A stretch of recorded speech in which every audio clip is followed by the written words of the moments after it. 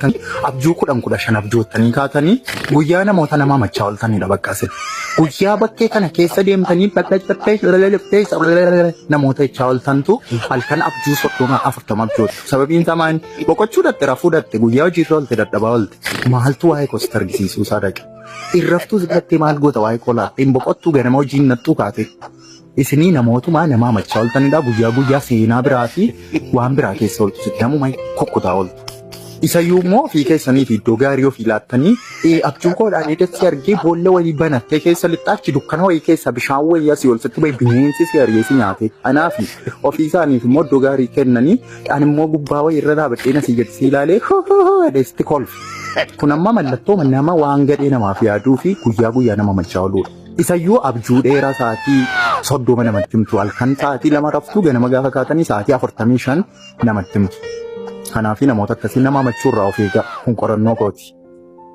Namni gaafa du'e uumaa isaa bira dhaqu jedhanii sammuu isa kanaan miti kan itti hidhattu.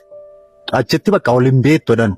Abbaaf mucaan ol hin beeku, haadhaaf abbaan ol hin beekanii ijoollee obboleessa koo minaamni kun fira koodha achitti ol hin beektu jedhan. Sababiin isaa sammuu isaa siidhaan nattamu.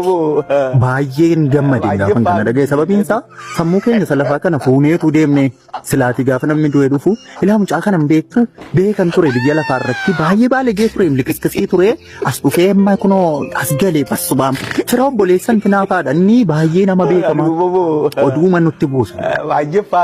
Achitti ol beekuu dhiisuun waama guddaadha bakka. Kanarratti immoo baay'ee miqqanyoota gaa ol beennanii reef. Achi dhattee matii waaqayyo maaluma sii godhutu jedhanii jechuudha namni tokko gaafuma makiinaa bitadhu yookaan nama tokkoof gaafa jireenyi biyya lafaa irratti itti tolu waaqarra gadi taa'ee ilaalee maal wantinaa naa waamii inni riyyaa koodha akkanuma qofa naa godhii waan biraas hin kadhadhu akka inni dhufuun barbaada fa'aa hin jennu jettuu sana hin jennaam dhugaa baay'ee miqqanyoota keessaa miqqanyaasa dhuma. Kanaafi waa waaqayyo uume keessaa waan baay'ee jaalladhu achitti ol hin beektu achirra teessee asii gadi ol hin ilaaltu abaluu aduufuu abaluu fira koodhaa hin jettu. Kana caalaa maaltu namatti tola. Kanan gammada bakka waa'ee du'anii waaqa bira dhaquu gaafa yaadadhu. Maatiin keenyi durii waan nutti muufi fayyadamaa turanii fi isa isaan isinitti himaa. Inni jalqabaa namni mana hin jiru jedhiifi immoo mana kanatti abidda qabsiisii na eegi. Beekisaa amma nan jiruuti mana kana immoo sirriitti eegaan jeeqinaa jechuudha. Inni lammaffaa uffata kana immoo akka bakkee itti waliin gashine bokkaan achumatti itti roobuuti. Beekisaa uffata kana utuu bokkaan itti roobuu daffaa ol gashaa bokkaan itti roobuu hin qabu jechuudha. Sadaffaa dabtarii keessan ammoo lafa kaayitii televizyiinii baniiti afaan banii haa hedhii salaalaa oolchi. Beekisaa televizyiiniin banii fi dabtarii bakkee callisee dubbisii jechuudha. Inni arfaffaa daftee immoo dhufee immoo si fuudhaati achuma turii siin jechuun dafii kottuu akka achi hin turre hantaayisee eegaan oolu jechuudha. Wanta hin dagadde yoo jiraate koomentii irratti naa barreessaa. Wanta kun ani eeginaa sin ilaaluu man dhufe nagaadhaas hin garuu. Maaliif footoo nan gootan? Ilaalin maaliif footoo nan gootu dhugaa maal ta'a rakkoo maalii qabu? Sheerii kooppii liinkii yoo goote rakkoo maalii qabu?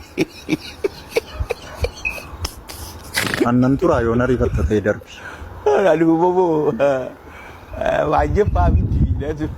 Isa jalqaba. Jireenya dhala namaaf baay'ee murteessaa wanta ta'een keessaa tokko obsaadha. Obsi daqiiqaa 10 akka waggaa 25 rakkinaa hin dabarsine si godha. Yeroo tokkotu namoota mana hidhaa jiranii interview godhanii jedhan maal goote jedhamte jedhamanii gaafa gaafatamanii daqiiqaa 2 obsuu dadhabeedha. Akkamitti jennaan waan ta'e na aarsitee daqiiqaa 2 obsuu dadhabee na rukutee narkatti duutee waggaa 25 natti murteessanidha. Isa tokkos akkas gaafannaan nama wajjinan ollolee dhiisituu naan jedhanii aaree waatti darbadee rukutee naan lubbuun isaa darbee isa booda waggaa 30 natti murteessanii umurii guutuu natti murteessanii jedhan wantoota adda addaa. Obsi daqiiqaa tokko waggoota kee 30 jalaa nyaachuu danda'u. Kanaaf waan murteessitu irratti baay'eetti yaadi. Obsi keessumaa yeroo aartuu daftee waan murteessitu. Hin ta'u taanaan waggaa 30 nyaatamtu. Kanaafi obsi murteessaadha. Obsaa.